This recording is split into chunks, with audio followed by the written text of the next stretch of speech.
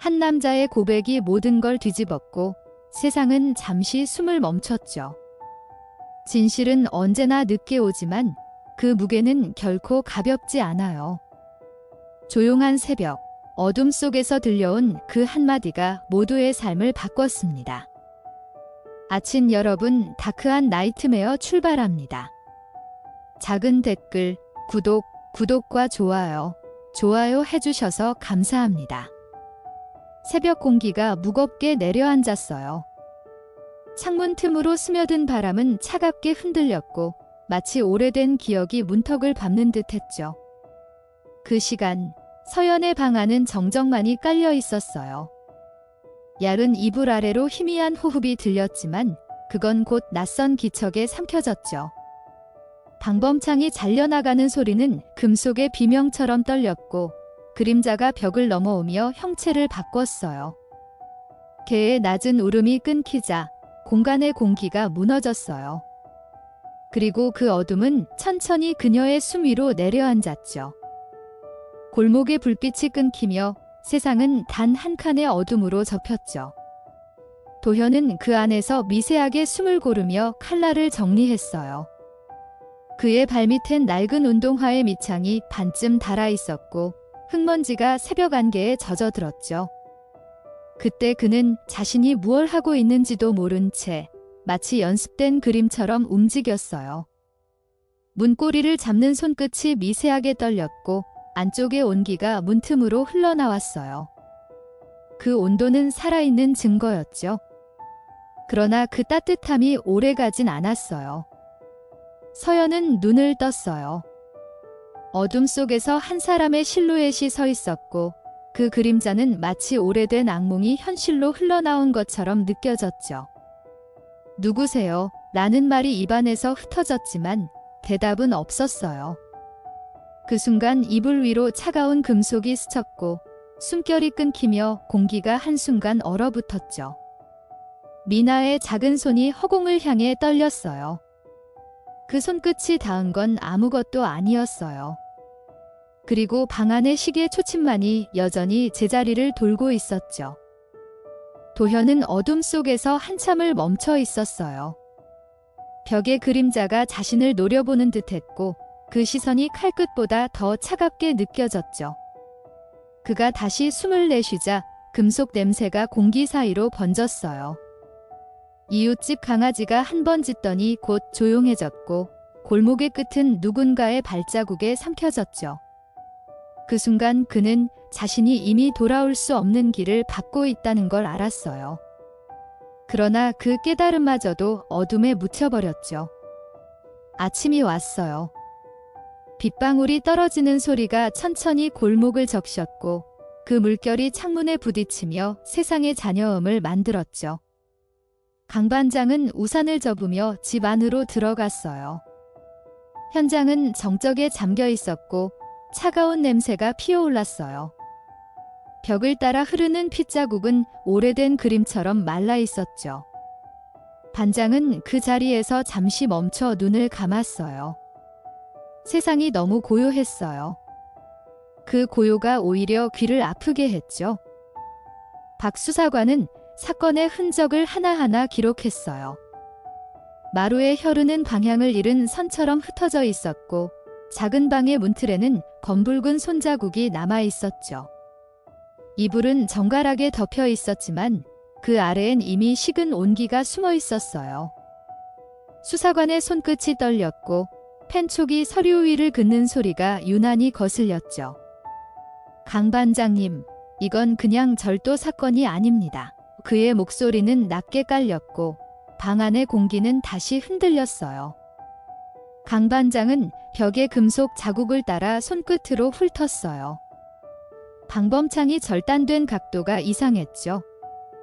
절단면은 지나치게 매끄러웠고 누군가 그 일을 익숙하게 해왔다는 증거처럼 보였어요. 그는 도현의 이름을 메모지에 적으며 잠시 침묵했어요. 도현, 절도 전과 근처 거주 이 짧은 문장이 공기 속에 맴돌았고 그 안엔 확신보다 피로가 먼저 깃들었죠. 그는 그 자리에서 담배를 피우며 허공을 바라봤어요. 연기마저 무겁게 가라앉았죠. 도현은 경찰서 의자에 앉아 있었어요. 두 손을 맞잡은 채 고개를 숙였고 그의 얼굴은 잠시도 고요하지 못했죠. 박 수사관은 천천히 녹음기를 눌렀어요. 그날 어디 있었습니까? 목소리는 부드럽지만 칼끝처럼 날카로웠어요. 도현은 고개를 들지 않은 채 대답했어요. 그냥 집에 있었어요. 말끝이 끊기며 방 안에 형광등이 윙 소리를 냈죠. 그 미세한 소리가 묘하게 길게 남았어요. 서연을 알고 있었습니까? 그 한마디에 도현의 눈이 흔들렸어요. 그 순간 박 수사관의 손이 미세하게 떨렸죠. 그는 오래된 수사감으로 이미 대답을 알고 있었어요. 그러나 입으로는 아무 말도 하지 않았죠. 정적이 길게 이어졌고 도현의 손목 근육이 뻣뻣하게 굳었어요. 한 줄기의 땀이 팔목을 따라 흘러내렸죠. 그리고 그 땀이 바닥에 닿는 소리가 유난히 크게 들렸어요. 도현의 입에서 낮은 목소리가 흘러나왔어요. 그 여자는 나를 알아봤어요. 순간 공기가 얼어붙었죠. 박 수사관은 그 말을 받아 적으며 눈썹을 찌푸렸어요. 알아봤다니 무슨 뜻입니까? 도현은 대답하지 않았어요. 대신 손톱으로 의자 팔걸이를 긁었고 거기서 나무결이 갈라지는 소리가 났죠. 박 수사관은 그 소리를 들으며 문득 불안한 기시감을 느꼈어요. 그 감정은 설명할 수 없이 낯설었죠. 강 반장은 녹취록을 읽으며 잠시 숨을 멈췄어요. 도현의 진술은 일관되지 않았고 시간의 흐름이 자꾸 꼬였죠. 새벽 2시에 나갔다고 했지? 예, 그런데 세탁은 언제 했나? 기억 안 납니다. 그의 목소리는 점점 작아졌어요. 반장은 고개를 들어 형광등을 바라봤죠. 기억이 안 나면 그건 거짓말이야. 낮게 뱉은 한마디가 공기 속을 무겁게 흔들었어요. 재판정은 차가운 공간이었어요. 도현은 고개를 숙인 채 판사의 질문에 짧게 대답했죠. 자백은 강요당했습니까? 예, 그의 목소리는 거의 들리지 않았어요. 검사는 자료를 넘기며 천천히 말을 이었죠. 당신이 직접 자백했지 않습니까? 상세하게 말했습니다. 하지만 판사의 눈빛은 조금도 흔들리지 않았어요. 증거가 없어요. 피고인의 진술은 신빙성이 없습니다. 법정의 공기는 무겁게 가라앉았죠. 판결문이 낭독되는 동안 아무도 움직이지 않았어요. 피고인 도현, 무죄의 그 한 문장이 공기를 갈랐죠. 강 반장은 천천히 자리에서 일어나 담배를 꺼냈어요. 그러나 불을 붙이지 못했어요. 박 수사관은 고개를 숙인 채 손끝을 바라봤어요. 그 손끝엔 아직 냉기가 남아있었죠. 재판정의 문이 열리며 바깥의 바람이 스며들었어요. 그 바람이 지나간 자리엔 아무 말도 남지 않았죠. 재판이 끝난 뒤 강 반장은 법정 복도에 홀로 서 있었어요. 사람들의 발소리가 멀어질수록 그의 시야는 희미하게 흔들렸죠. 벽에 걸린 시계 초침이 지나칠 정도로 크게 들렸어요. 그는 잠시 담배를 꺼내 쥐었지만 불을 붙이지 못했어요. 박 수사관이 다가와 조용히 말했죠. 결국 놓쳤네요. 그 말에 강 반장은 대답하지 않았어요. 바람이 창문 사이로 스며들며 회색빛 먼지가 허공을 맴돌았죠. 세상은 여전히 고요했어요. 도현은 집으로 돌아와 신발을 벗었어요. 거실 한가운데서 멈춰 선 그의 눈앞엔 아직 지워지지 않은 얼룩이 있었죠. 그 자리는 아무리 닦아도 사라지지 않았어요. 손끝이 그 위를 스치자 마치 차가운 냄새가 다시 피어오르는 듯했어요. 그는 무심히 텔레비전을 켰지만 화면 속 뉴스가 자신의 이름을 부르고 있었죠. 앵커의 목소리가 공기 속을 울렸어요. 그 울림은 오래된 죄책감처럼 가슴속을 내려앉았죠. 밤이 깊어질수록 도현의 방은 점점 좁아졌어요.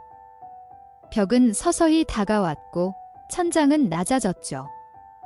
그는 숨을 고르려 했지만 호흡마다 금속성 냄새가 스며들었어요.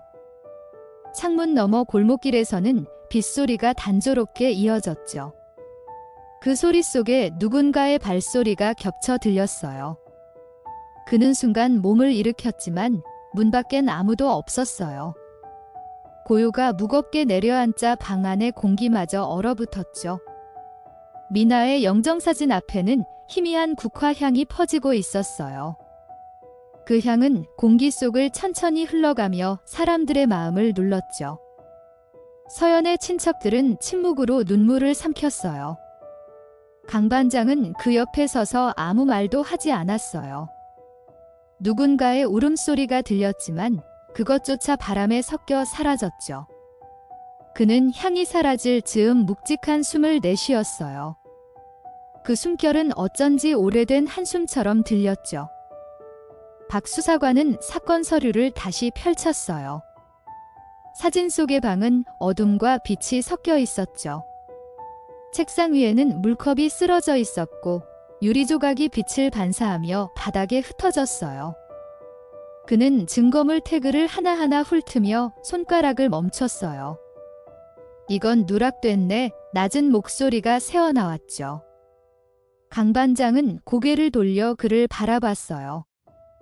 그 눈빛 속엔 무언가 알 수 없는 불안이 번지고 있었죠. 이 짐은 감식 안 돌렸다고 강 반장의 목소리가 낮게 울렸어요. 박 수사관은 서류를 넘기며 대답했어요. 당시엔 필요 없다고 판단했습니다. 그 말이 끝나자 방 안의 공기가 멈췄어요. 반장은 서류를 덮으며 천천히 일어났죠. 그 판단이 사람 둘을 묻은 거야. 그는 창가로 걸어가 커튼을 젖혔어요. 비가 창문을 두드리며 무너져 내렸죠. 그날 밤 강 반장은 혼자 경찰서를 나섰어요. 비가 흩뿌려졌고 가로등 불빛이 땅 위에서 번졌죠. 그는 담배를 물었지만 불빛 대신 입술 위로 차가운 빗방울이 떨어졌어요. 골목 끝에 멈춰 서자 어둠 속에서 낯선 그림자가 지나갔죠. 그는 반사적으로 고개를 돌렸지만 아무도 없었어요. 어딘가에서 개 짖는 소리가 들렸고 그 울음이 점점 멀어졌어요. 도시는 다시 침묵 속으로 묻혀갔죠. 다음 날 아침 사건 기록이 재검토되었어요. 도현의 발자국 크기와 현장 족적이 미묘하게 달랐죠. 박 수사관은 계산기를 두드리며 말을 잇지 못했어요. 이건 다른 사람 발자국입니다. 그의 손이 서류 위에서 멈췄어요. 강 반장은 아무 말 없이 창밖을 바라봤죠. 새벽의 안개가 골목을 덮고 있었어요. 그 안개 속엔 아직 이름 모를 무언가가 남아 있었죠.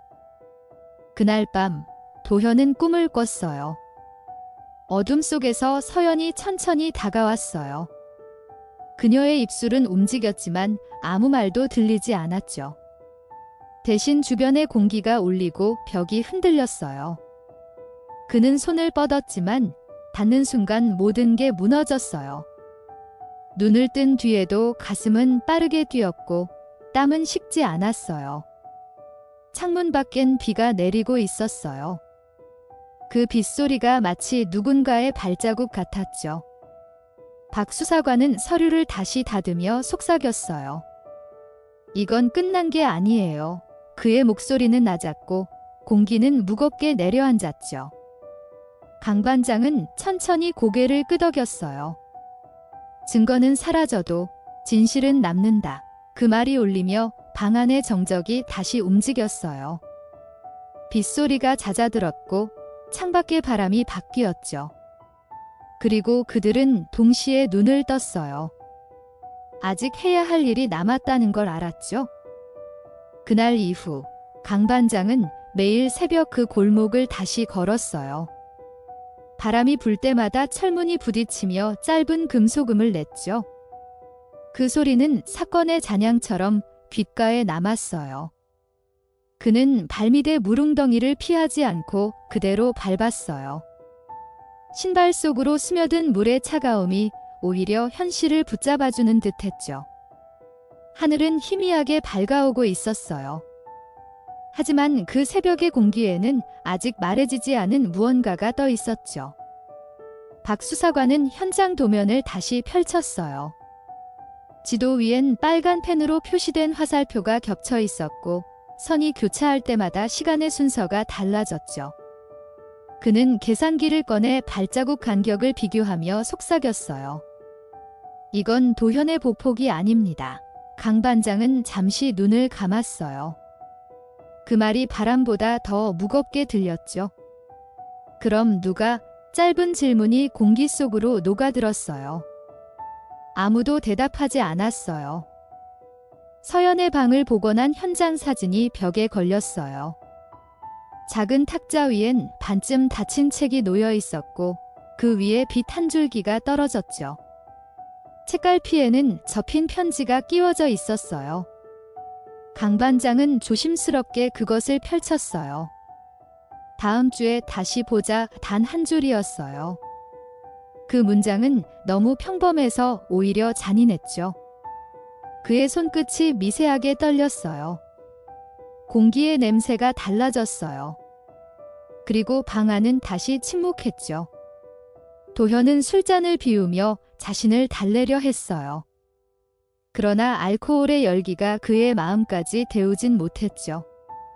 바닥의 얼룩이 자꾸 눈에 밟혔어요. 그는 무심히 창밖을 바라봤어요. 거리에 쏟아진 불빛이 유리창을 타고 흘러내렸어요. 그 빛이 손등 위로 번지자 문득 서연의 얼굴이 떠올랐어요. 그는 고개를 돌리며 한숨을 내쉬었죠. 그러나 그 기억은 지워지지 않았어요. 이미 그 안에서 죄가 살아있었죠. 박 수사관은 다시 감식 기록을 검토했어요. 흙바닥에서 채취한 신발 자국의 각도가 일정하지 않았죠. 한쪽은 깊고 다른 한쪽은 희미했어요. 두 명이 들어온 겁니다.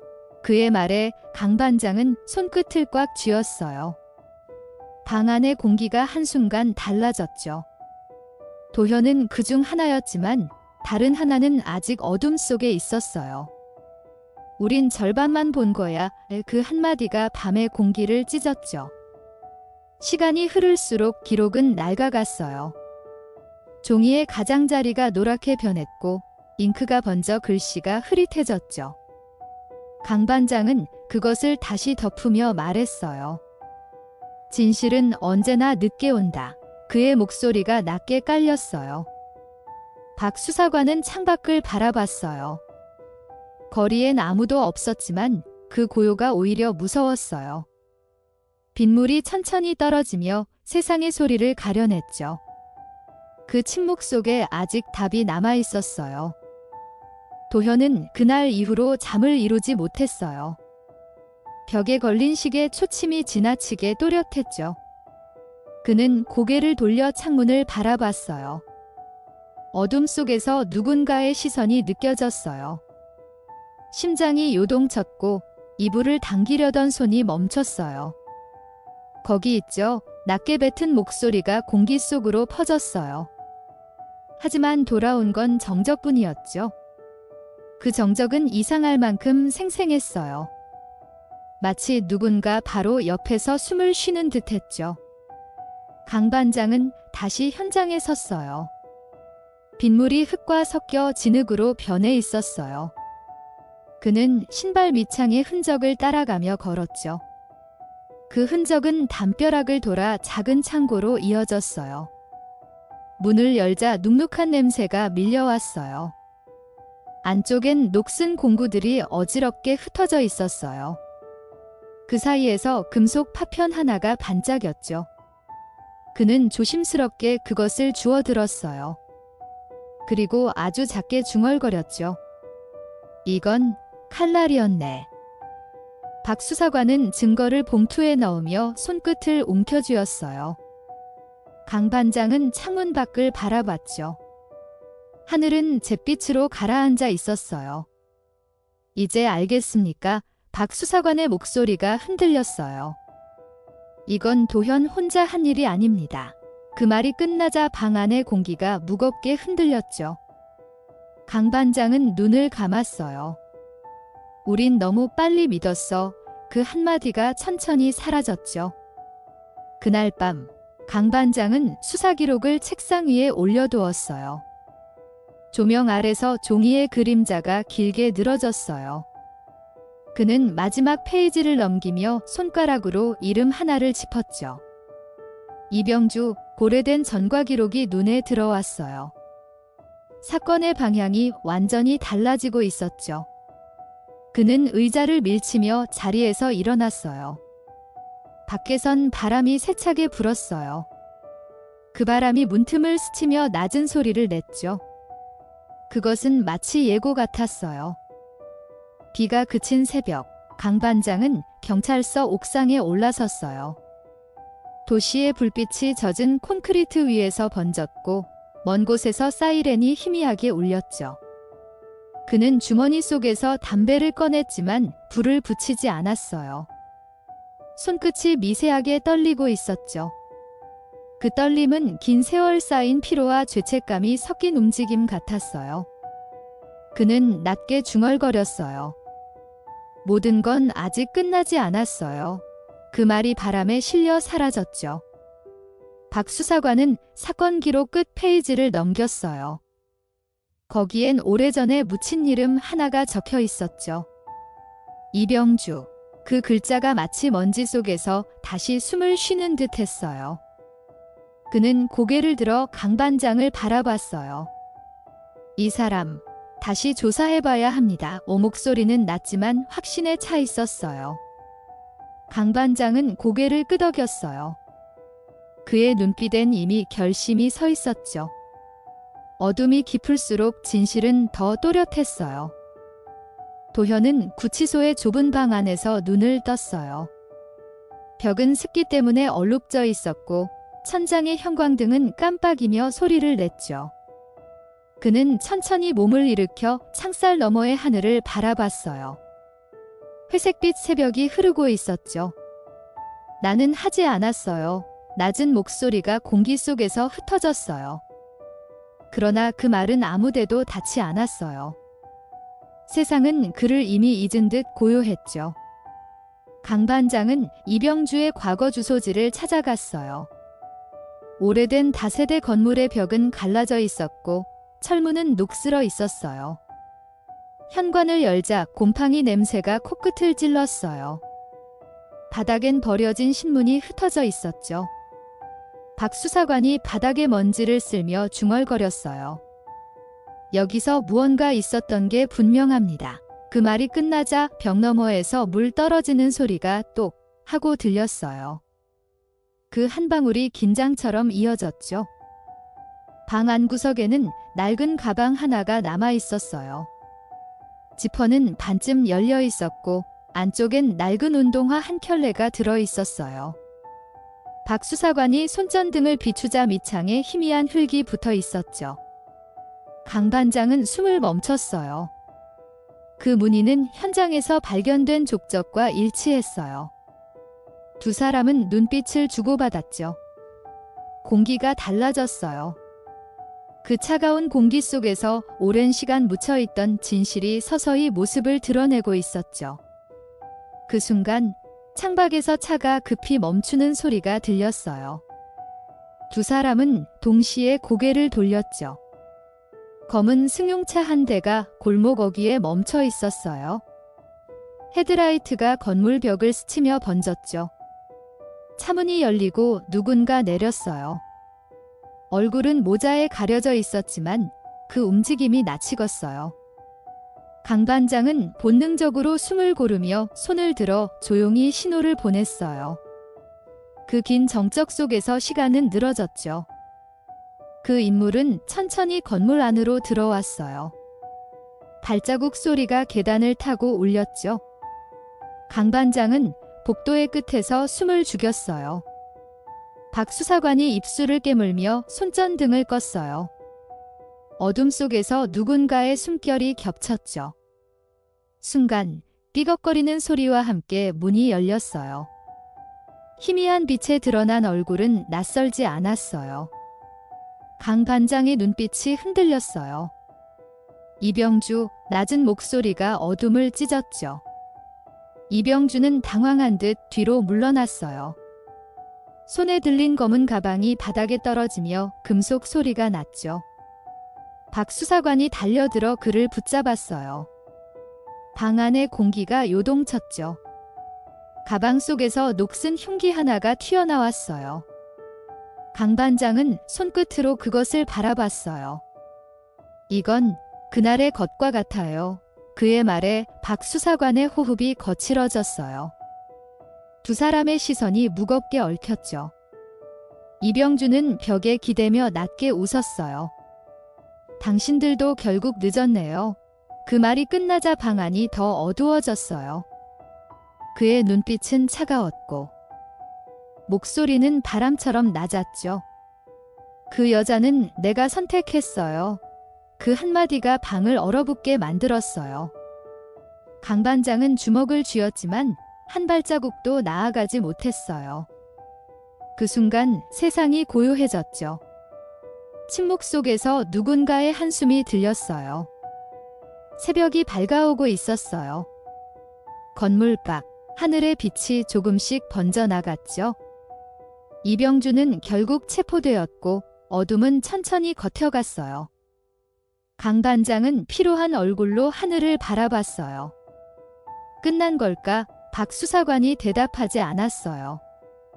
바람이 불며 서연의 이름이 담긴 서류가 흔들렸어요. 그는 그것을 조심스레 접어 가슴 안에 넣었어요. 기억은 남겠죠. 낮은 목소리가 여운처럼 남았어요. 이번 다크한 나이트메어는 여기까지입니다. 끝까지 청취해 주셔서 감사합니다. 작은 댓글, 구독과 좋아요로 힘을 보태주시면 큰 응원이 될 거예요.